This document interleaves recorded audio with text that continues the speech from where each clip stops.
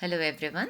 Let's review shlokas 138 and 139 in Lalita Sahasranamam. Sarvopādhi vinirmuktā sadāśiva pativratā sampradāyeśvarī sādhvī gurumaṇḍala rūpiṇī kulottīrṇā bhagārādhyā māyā madhumatī mahī gaṇāmbā guhyakārādhyā komalāṅgī gurupriyā. Let's look at the meanings of the namas. Sarvopādhi vinirmuktā. Sarva upādhi vinirmuktā. Sarva means all. Upādhi means limitations or deceptions. Vinirmuktā means free from or liberated from. So sarvopādhi vinirmuktā means free from all limitations or deceptions. Let's understand it a little bit better. So upādhi is anything that skews our perception.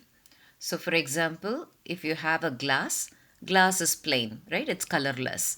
But if you pour orange juice in that glass, suddenly the glass looks like it is yellow.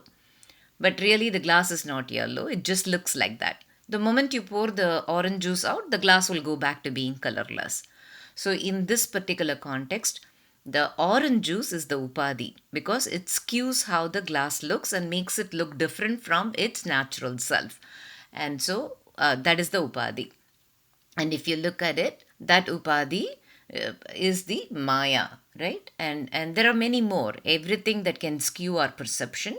And as human beings, all of us are subject to that.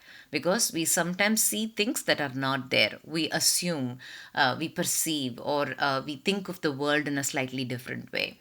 Right? Because we are all under the influence of māyā and we are not capable of perceiving the actual truth. But she is the absolute reality, and absolute reality is not subject to māyā, and therefore she is free from all limitations.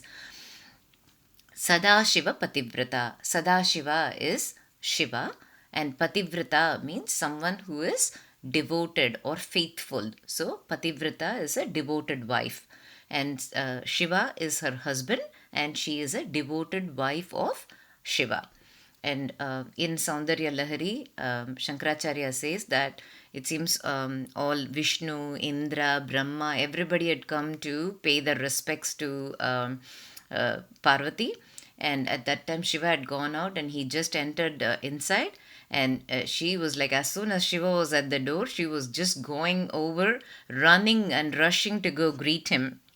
And there is a shloka in Saundarya Lahari where he says, go slowly. They are all this Vishnu, Brahma and all, Indra, everybody has crowns and they're all made of gold and they're big and they might poke your tender feet. So you please go carefully. So that's how devoted she is to Shiva.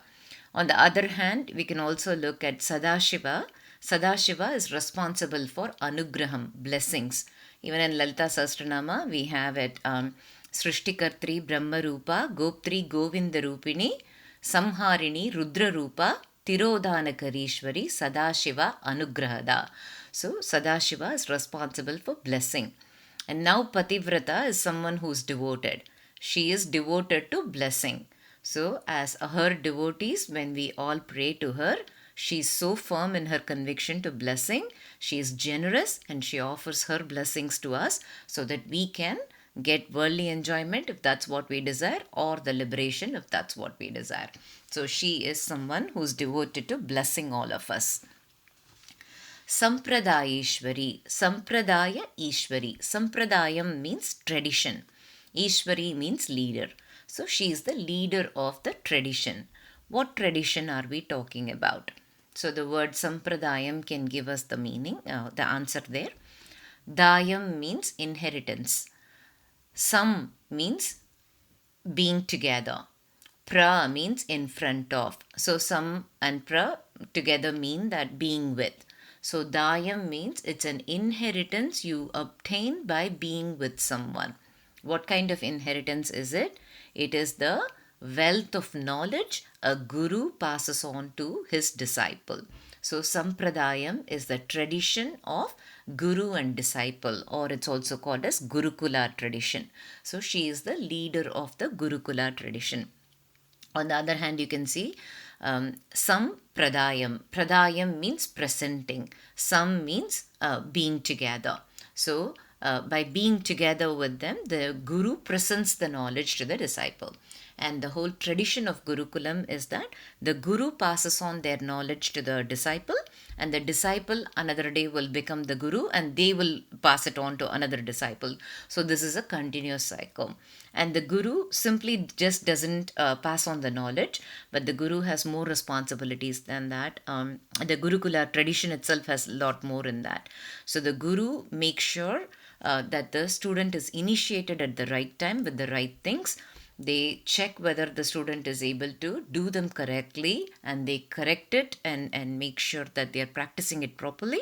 And then they ensure that the student becomes proficient in whatever that is that they are teaching. So guru ensures that the knowledge is properly learned. And also in the Gurukula tradition, it's not just that you learn what the guru teaches, but gurus are also people who have extremely good qualities. So by being with them, they imbibe those qualities, and that is also another form of learning. And that's why in those days the disciples used to go stay with the guru for a period of 6 or 7 years, and that's how they learned. So there was so much more by being together with them to imbibe and learn, other than the actual learning that they're getting from the guru. So it is the sampradāyam, is the tradition of the guru disciple, the lineage, and she is the leader of that tradition. Sādhvī. Sādhvī actually is two namas here, Sadhu and E. So Lalita Sahasranamam is the only Sahasranamam where no nama repeats itself. So we already have a Sādhvī, Shankari, Shrikari. So here it is not Sādhvī, although it's written like that, it is Sadhu plus E. And Sadhu means one who is capable of accomplishment, one who is accomplished, one who is capable, one who is competent. And that's why if you see Sadhyam means possible. Someone who can make anything possible is a sadhu. Or in Tamil we say sadhanai. Sadhanai means accomplishment. So the sadhu is capable of sadhanai. So that is a capability. On the other hand, if we see sadhus also, we refer to saintly people as sadhus. Someone who's in the pursuit of wisdom, someone who's in the pursuit of knowledge, someone who takes lots of austerities in order to improve themselves. Those are the people we call as sadhu, and therefore she is also one who has lot of good qualities. E here, even though it is only a single letter, it's a very important letter. So we all know Panchadasi mantra has 3 kutas, Vagbhava Kuta, Madhya Kuta and Shakti Kuta, and E is the third letter in the Vagbhava Kuta, and it has a very specific significance because it is the form of Kameshvara.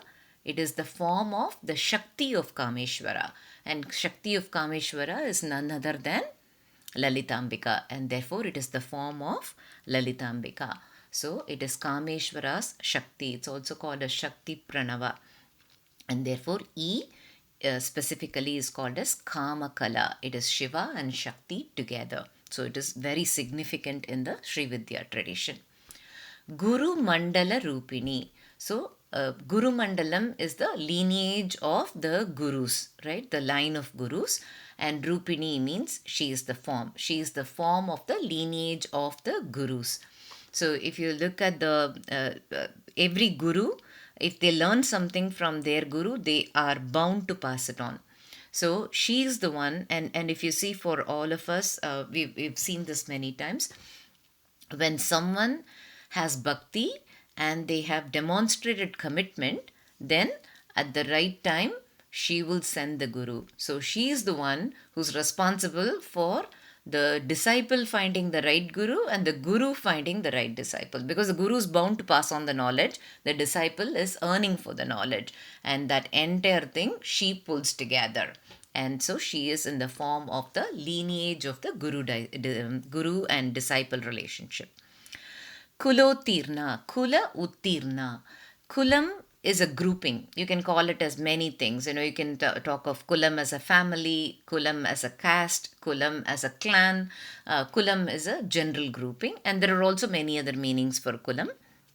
Uttīrṇā means beyond or above or crossed or traversed. So she is transcending the Kula. That's what kulottīrṇā means. So there are many ways to look at it. The one way to look at it is kulam is body.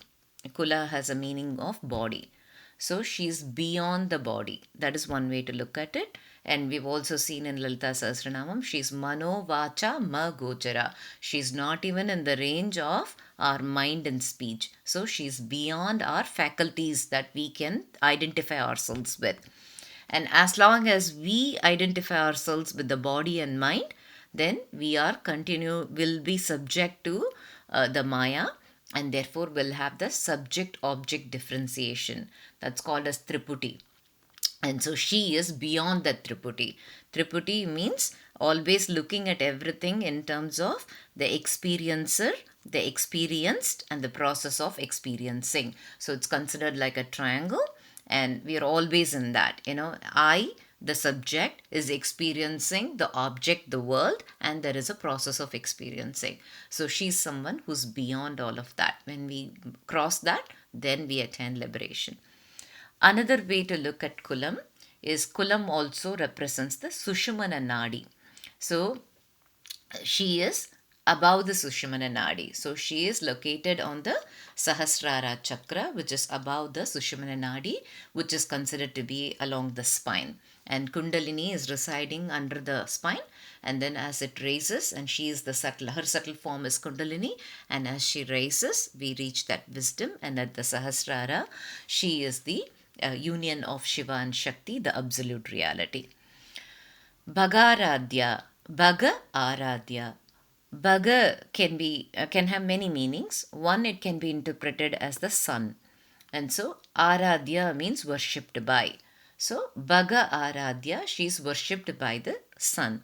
So in the Navadurga forms, Kushmanda is the warmth of the entire universe, and it's said that she is in the center of the sun. She is the energy of the sun, and that's why we also call her as Savitri. So she is the energy of the sun, and she is worshipped by the sun, and she is worshipped in the sun.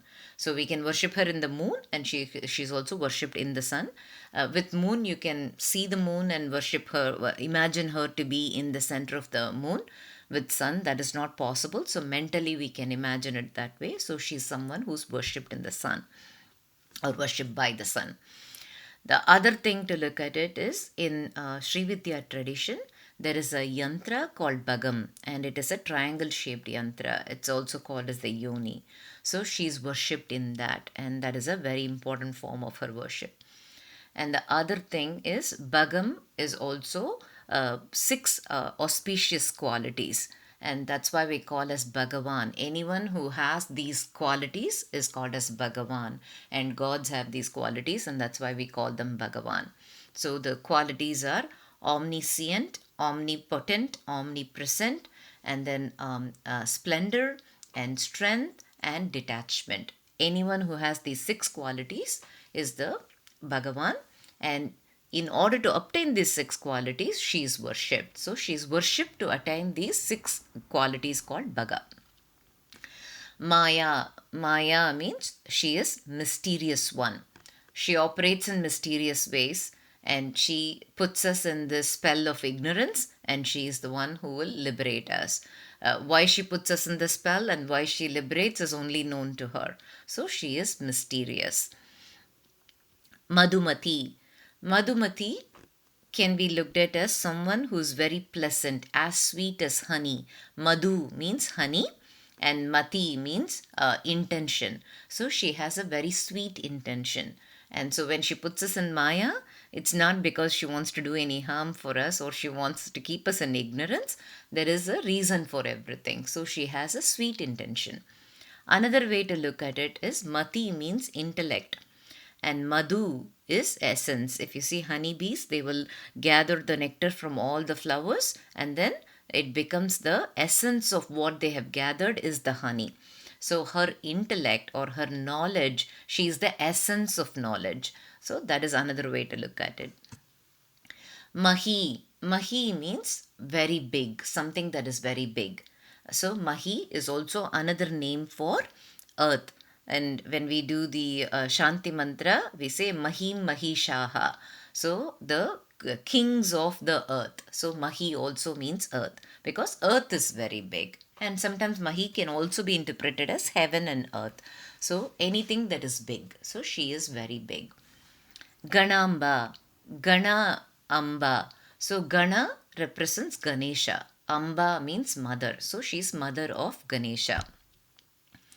Or Gana can also mean any tribe, and the Shiva Ganas and all that. So she's also the mother of all of them. Guhyakārādhyā. Guhyaka means Kubera. Aradhya means worshipped by. So she is worshipped by Kubera. Kubera is a great devotee of both Shiva and Shakti. Komalāṅgī. Komalāṅgī. Komalam means tender. Angi means parts or limbed. So she is a tender limbed. And so she is very delicate. That's one way to interpret it. But this is also referencing her subtle form. Her subtle form is Kundalini. So we have Sthula, Sukshma and Para form, and the Sukshma form is Kundalini. Anytime there is a reference to tender, it means that it is referencing her subtle form, Kundalini. We also have another nama in Lalita Sahasranama, Bisa Tantu Taniyasi, tender like the lotus stalk. And inside the lotus stalk, there are supposed to be several thin strands. And so Kundalini is supposed to be that subtle. So she is the Kundalini. Gurupriyā. So Guru means teacher. Priya means beloved. So she is the beloved of all gurus. One, she is their leader. That is one way to look at it. But what do all gurus always seek? All the gurus seek the knowledge and liberation. That's what they are looking at. As Kundalini, when the Kundalini raises up to Sahasrara, that's when the liberation will happen. So she is the power of liberation as Kundalini. And therefore, all the gurus like her. Another way to look at it is Guru. If you look at Guru, then Shiva is the Adi Guru, right? So he started this entire tradition of Guru and disciple. Therefore, she is Shiva's beloved. Another way to look at it is she loves Shiva. Priya means likes. So she likes Shiva. So those are different ways to look at it. So Gurupriyā is the beloved of Guru. So we have looked at all the namas. So let's look at a short story related to the nama gaṇāmbā. So we said gaṇāmbā means mother of Ganesha. And as you all know, Parvati created Ganesha. And one day when she was taking bath, she needed someone to guard the door, and therefore from the turmeric and the sandalwood paste that was on her, she created a form and breathed life into it, and that is Ganesha. And she told Ganesha, you stand guard by the door, don't allow anybody to enter. At that time, Shiva had gone out somewhere and he was just returning, and Ganesha was at the door, and Shiva tried to go in. Ganesha stopped him. And Shiva said, don't you know who I am? And you have to let me in. And he said, no matter who you are, my mother told me not to let anybody inside. You just have to wait outside. And obviously Shiva got very mad and he cut off Ganesha's head. And at that time, when Parvati came, she was very angry. And because Shiva couldn't bear the anger of Parvati, then he sent his Ganas to go get the first animal that they find. And they happened to find an elephant, and so then Shiva placed the elephant head on the body, and that's how Ganesha has an elephant face and a human body. And he made him the leader of all the Ganas, and that's why we call him Ganapati. Gana Isha. Isha means also the Lord.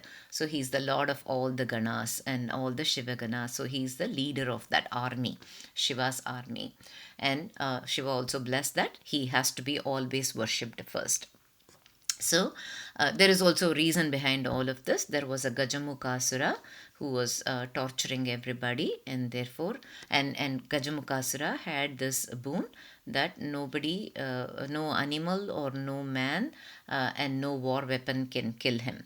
And therefore it said that now Ganesha has a human body and an animal face, and therefore he was able to kill, subdue Gajamukasura, and he broke off his tusk, and that's how he subdued, and he turned Gajamukasura into the Mushika Vahana, the mouse that he has.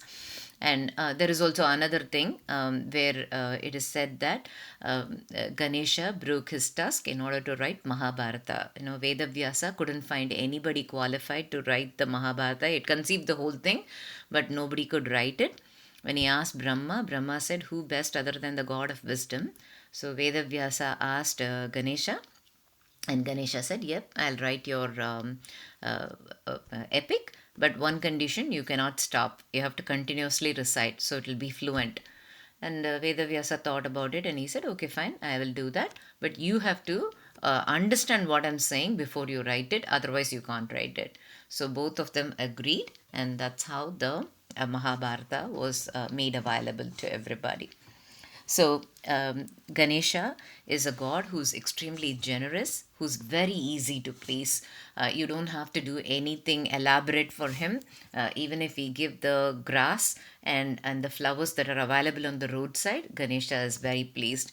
And he's Modaka-priya. The moment you say that I will give you the modakam, he'll be happy. You don't even have to really give it to him. Just tell him, he will be very happy. So he's that easy to please, and so generous and so giving.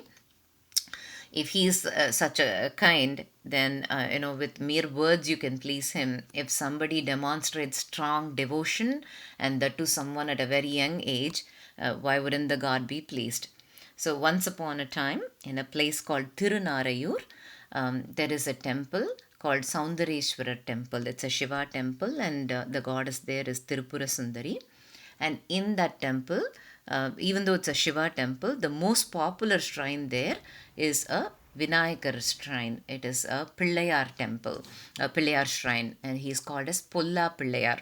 The two ways to pronounce it: Polla Pillayar means mischievous Pillayar. Polla means mischievous. Another thing is Polla Pillayar. Polla in that particular context is he's not chiseled. So it's said that it's a Swayambhu Pillayar. So in that Polla Pillayar shrine, this priest was doing the puja. And this priest had a son called Nambi. So every day Nambi will go along with his father, and his father will do the puja and all that. Nambi will assist, and then they both will come back home. Nambi is a very good child, very kind, very sweet, but he's not the brightest. So he hadn't learnt all the mantras and everything very well. But whatever the father asks him to do, he will do that. So that is how days were passing by. One day, this priest had to go attend a function at a different town. And he was hesitant because he didn't know who else will do the puja for the Pillayar. So then his wife said, "Why Nambi is there? Every day he comes with you to the temple. Won't he take care of it for one day? Why don't you go to the function? Let him do that." The priest was a bit reluctant. He wasn't sure whether he can do the puja properly and all that. But finally he agreed and he said, "Okay, fine, let Nambi do it." So early in the morning, the priest left the town, and Nambi went, Nambi's mother gave him all the prasadam and everything. And she said, "Nambi, don't forget all the mantras. You've seen how your father will do. Do it exactly the same way. And here is some kolakatta and venpongal. And Pillayar really likes kolakatta.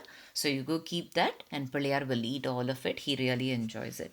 So Nambi took everything, went to the temple, and he went, cleaned the place, did what he knew, and he told Pillayar, "Look, Pillayar, I don't know too many mantras. I'll tell what I know, but please, you please accept that." And then when he was done with everything, he went ahead and did the Naivedyam for the Kolakatta, the Venpongal, everything that he took. And then after he did the Naivedyam, he was waiting for Pillayar to eat it. 5 minutes passed, nothing happened. 10 minutes passed, nothing happened. And suddenly he remembered, "Oh, every day when my father does the Naivedyam, he will close the door. Today I didn't close the door, so maybe Pillayar is feeling very shy to eat." So he went ahead and closed the door and said, "Okay, fine, Pillayar, eat." And then time passed and nothing was happening. Now Nambi was actually getting worried. I thought maybe I did something really wrong, and that's why Pillayar now is mad at me and is not coming to eat. So he started to say, "Pillayar, please eat, please eat, please eat." But nothing was happening, and Nambi was completely frustrated.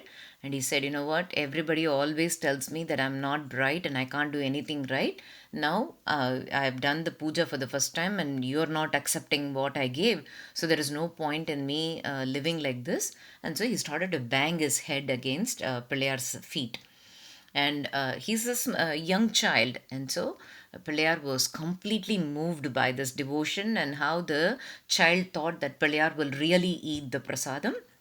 And so Pilayar comes in person and appears in front of Nambi, and then he eats all the prasadam, and he asks him whether Nambi is happy. Nambi now is really happy. He says, "No, I'm so happy you came and ate. When I did the puja, Pilayar really ate the prasadam, so nobody can say anything about it now." So he takes all the vessels and he goes back home, and his mother is eagerly waiting. First time he has gone to do the puja.